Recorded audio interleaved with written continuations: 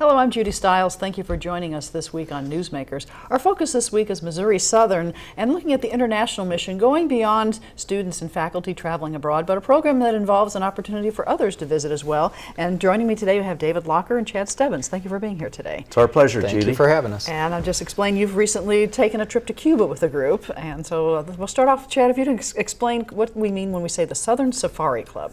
Well, the Southern Safari is a travel club for alumni and friends of the university. It can include virtually anyone, retired faculty and staff members, people from the community with no affiliation with Missouri Southern, but we wanted to start a group where people could travel together. There's a lot of interest in people traveling, but sometimes you don't want to go alone.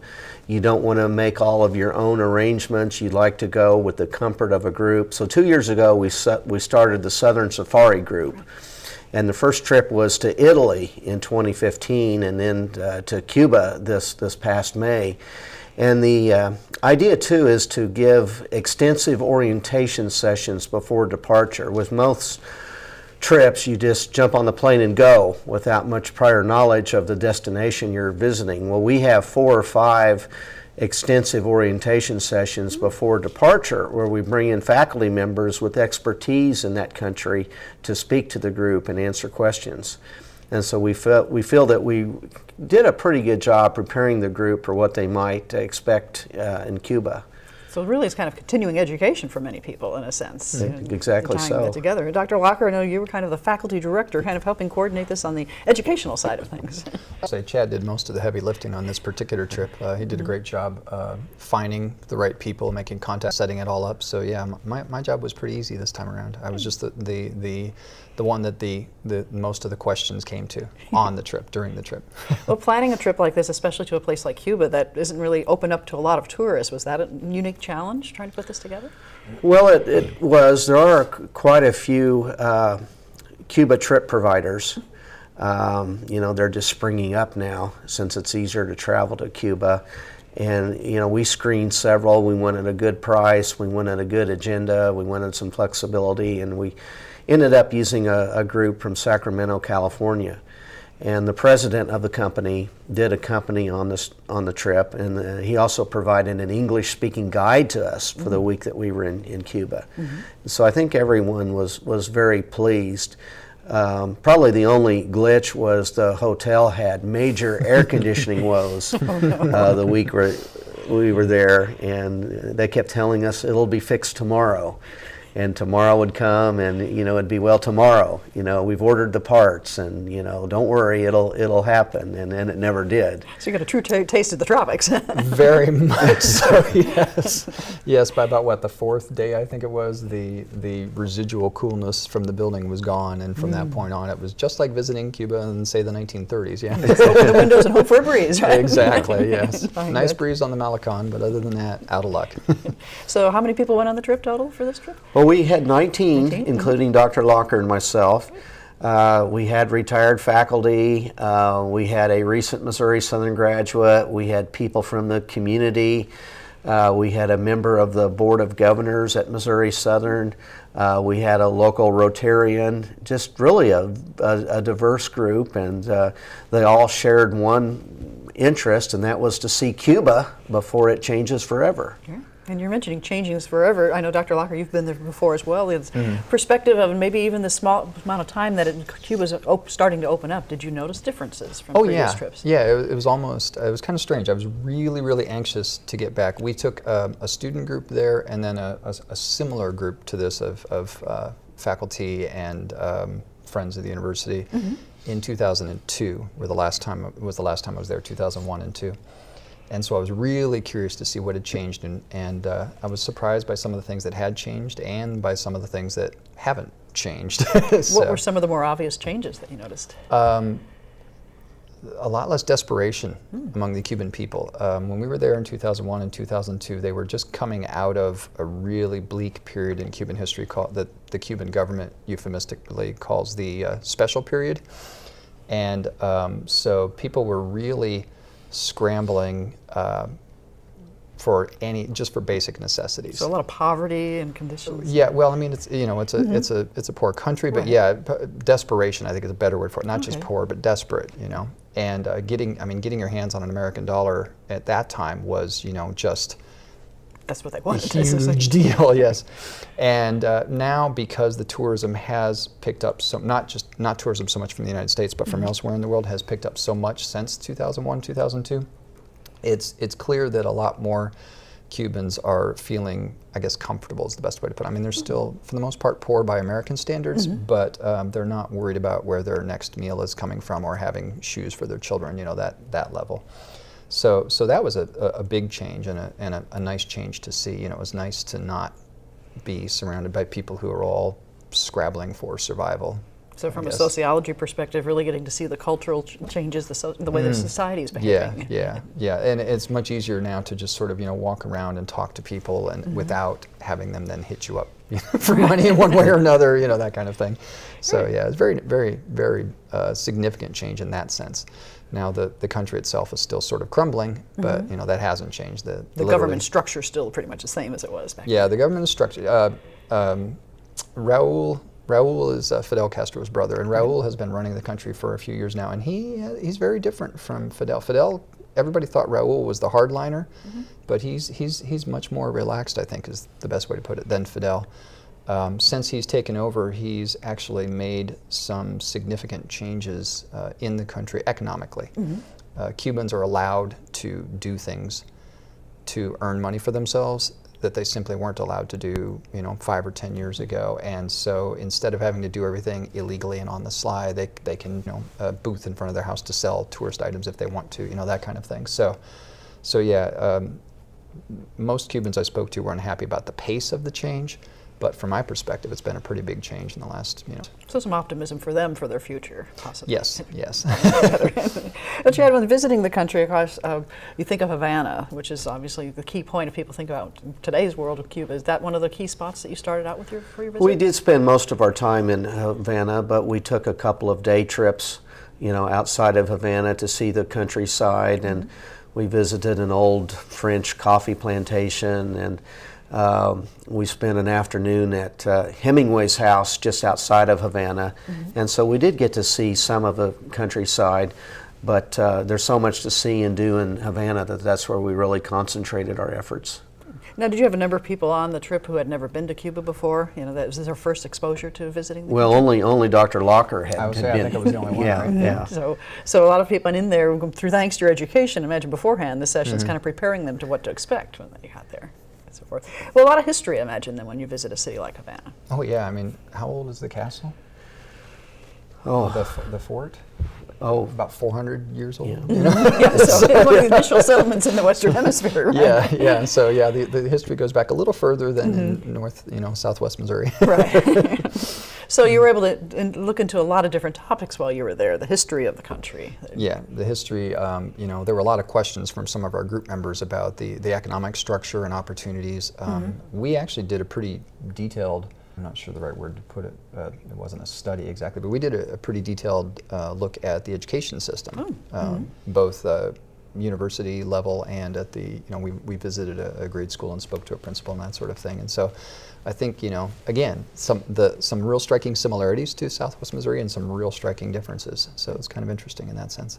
Well, I know that you have lots of pictures, and we can call up some of the pictures as we're talking, and let people visualize what you see in Cuba. And probably people go in with predetermined ideas of what's it going to look like. When you get there, you see otherwise.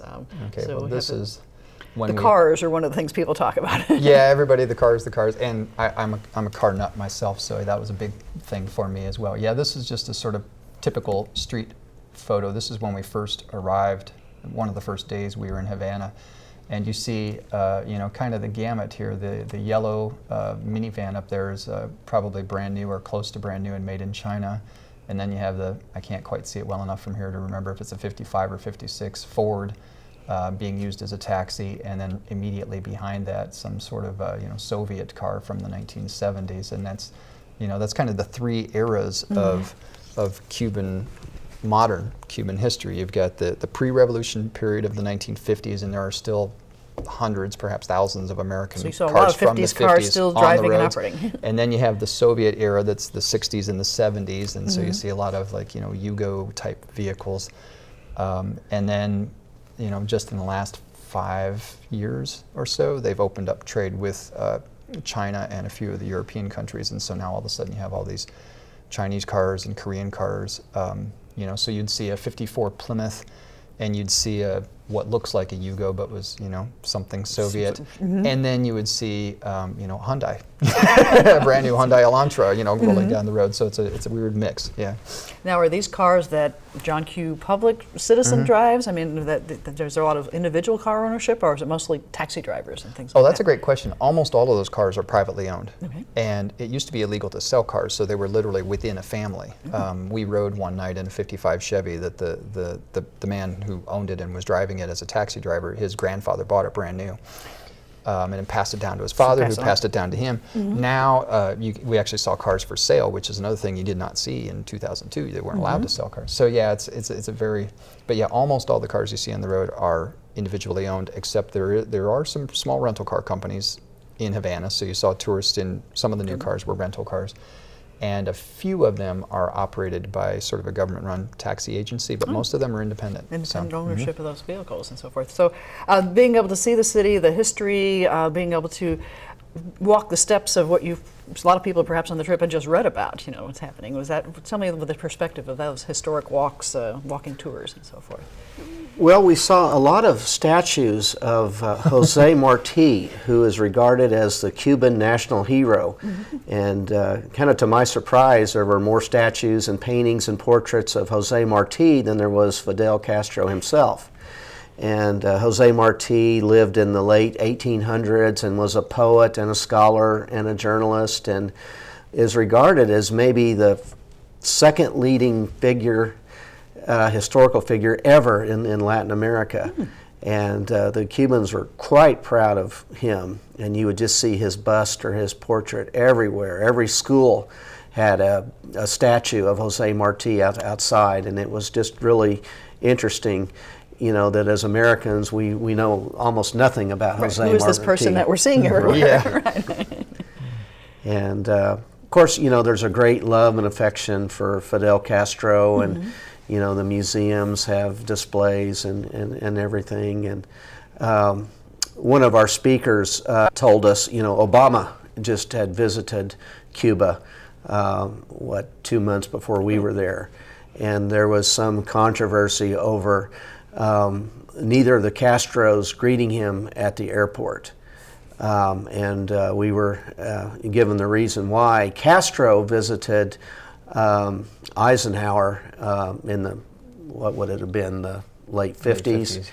And Eisenhower did not greet Castro at the airport. He sent Nixon. Oh, okay. Yeah. I sent my vice president over to visit you. Yeah. And so, over 50 years later, Fidel and Raul remembered this slight.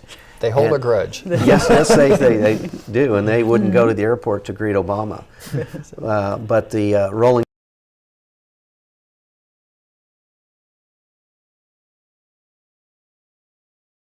had recently been to Havana for a concert, and they're starting to Americanize, although they really, really wish that our government would lift the embargo.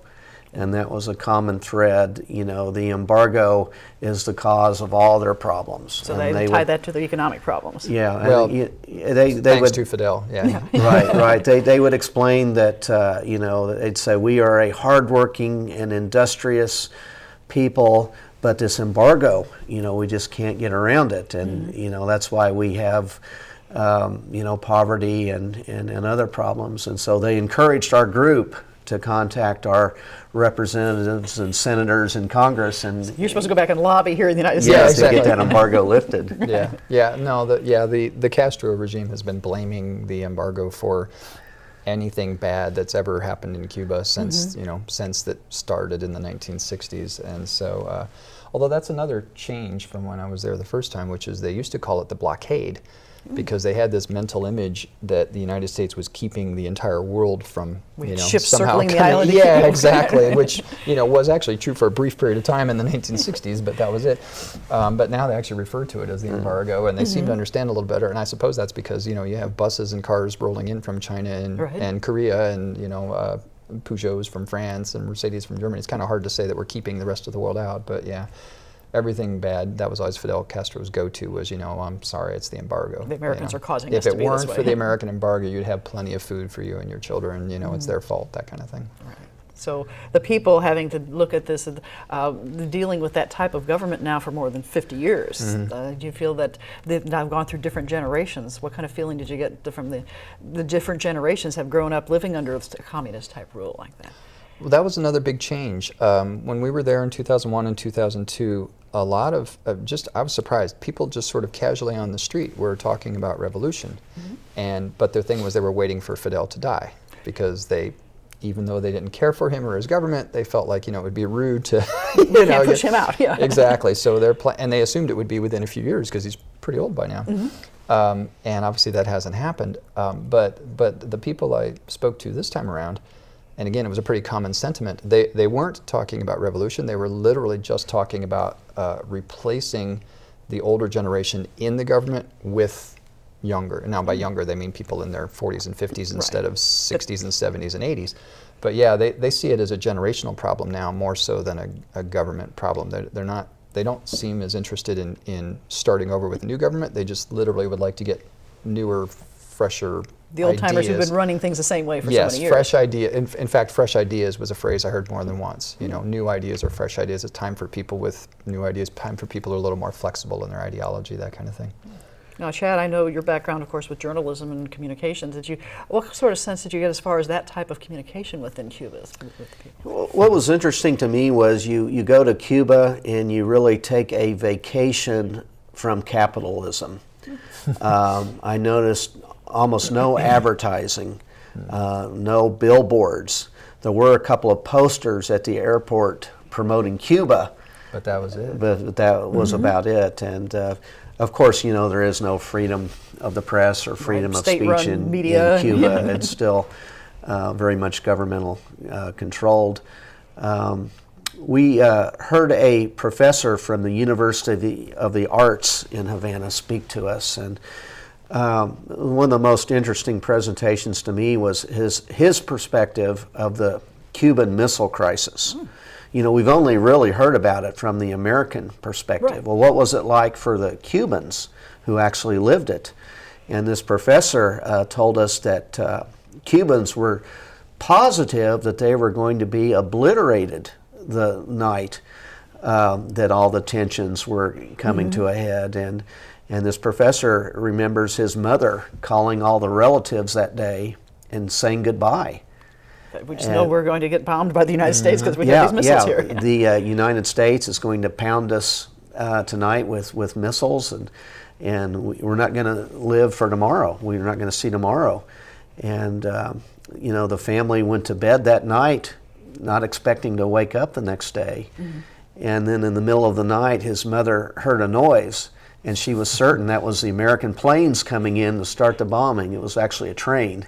But just that perspective, and the Cubans were very resentful of the Russians for pulling the missiles out and kind of abandoning them. And so we'd never heard that perspective before. It's just always, well, here's what was going on in America. Here's what we U.S. feared. and Russia, but we forgot the Cubans were in the middle of all this. Yeah, they felt like the Russians had sort of put them in that position by placing the missiles in Cuba and then turned around and made it all for nothing by taking them back out. So from their perspective, it's like, well, what was that for? So yeah, it was interesting. Well, going beyond the city and those types of things, were you able to see the countryside? We think about tropical islands, Cuba's in the tropics. Did you find ecosystems, environmental concerns at all, or anything within the country? Yeah, they tend to be, the farming tends to be organic, although if you speak to most of them, they'll tell you that's because they can't afford chemical fertilizers and pesticides and things like that. But yeah, so they have actually, through their economic situation, been forced to learn how to farm effectively in a sort of all natural and organic way since about 1970 or so. And so they're pretty good at it by now. And so yeah, but there also is a tremendous political push for conservation because they realize, the government realizes that their natural beauty is one of their main assets at this point.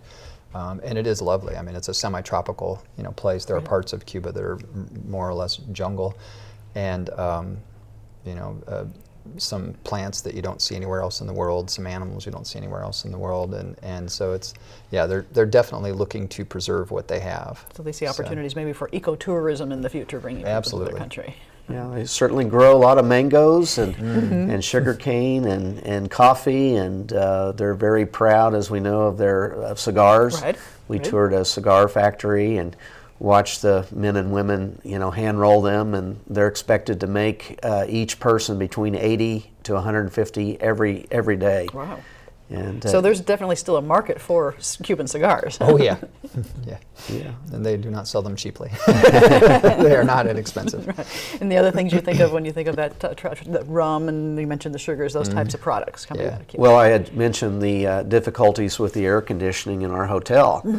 And our last night in Havana, we got back to our rooms, and everybody had a big bottle of rum as a kind of a way of the management saying, we're sorry.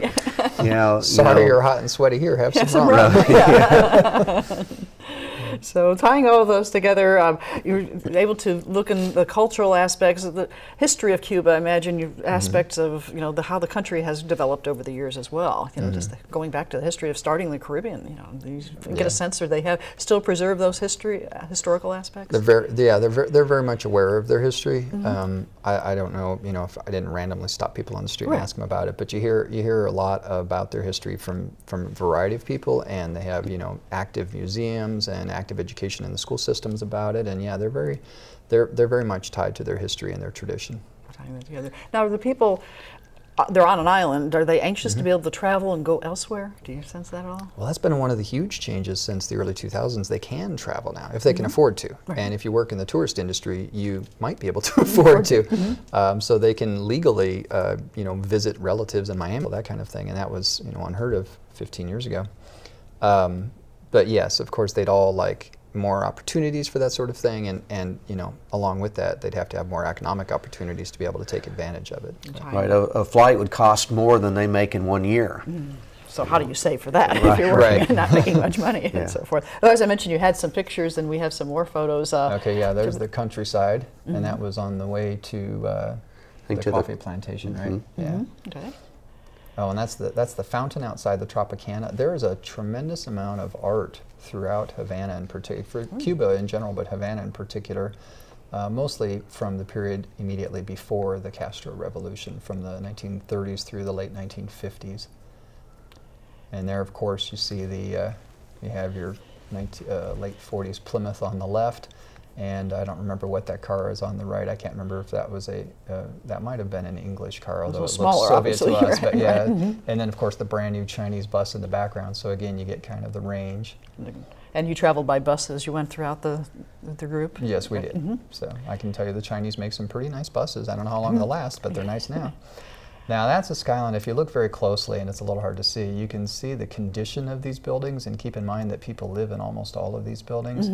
The structural sort of decay and damage throughout a lot of the older buildings in Havana, I'm not sure if they'll ever be able to recover. Buildings occasionally collapse.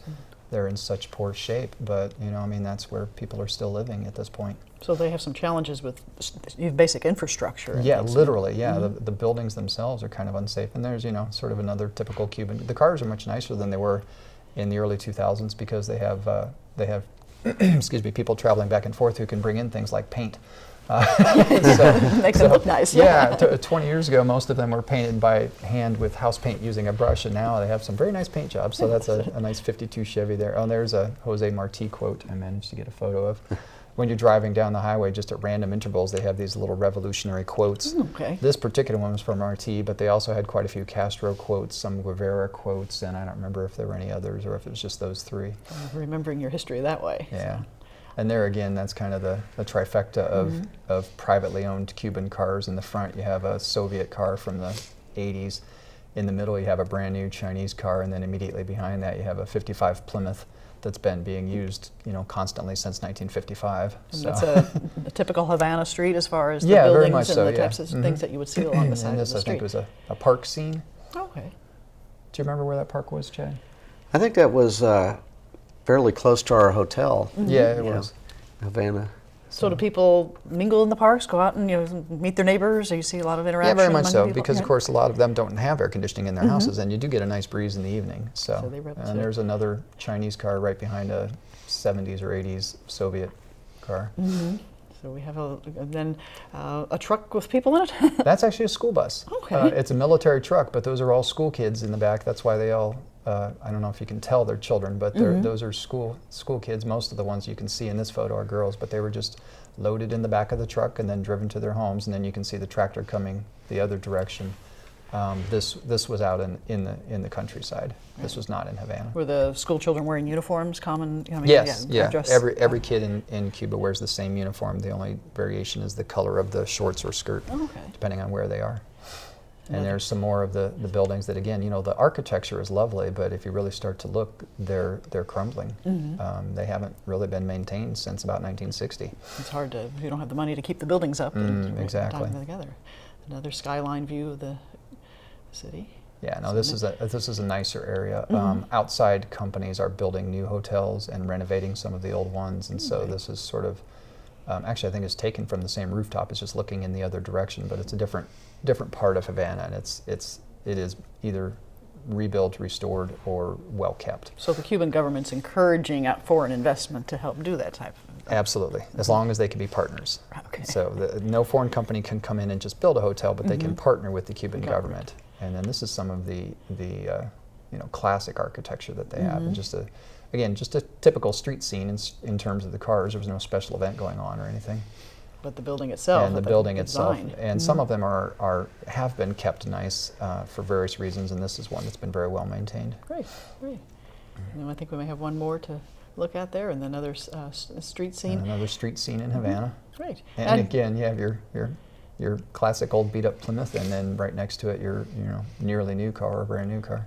Now I don't see a lot of people in the pictures, obviously, but you did have a chance to interact, and your group had a chance to interact with the people while they were there as well. Yeah, I found the Cubans to be very outgoing and friendly, and we certainly didn't encounter any beggars or panhandlers. And I walked around and felt safe at all times. And I'm looking forward to see where Cuba is headed in the next 10 years or so. I think we'll see a lot of changes, and maybe slowly the spread of capitalism once the Castro brothers, relinquish control.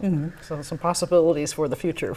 Yeah, you have an awful lot of individual capitalists living in Cuba, just waiting until they're allowed for their chance to do more. Exactly. Together. Well, I'd like to thank both of you for sharing your perspective on the Southern Safari Club trip, and look forward to finding out about future trips that you have planned for the university as well. Well, we haven't finalized plans yet, but we are thinking of going to Cuba again next May through the Southern Safari Group. So stay tuned for further details. All right. Well, thank you very much. Thank you very much. You're welcome. And I'd like to thank you for joining us this week on Newsmakers. I'm Judy Stiles. We'll see you again next week at the same time on this station.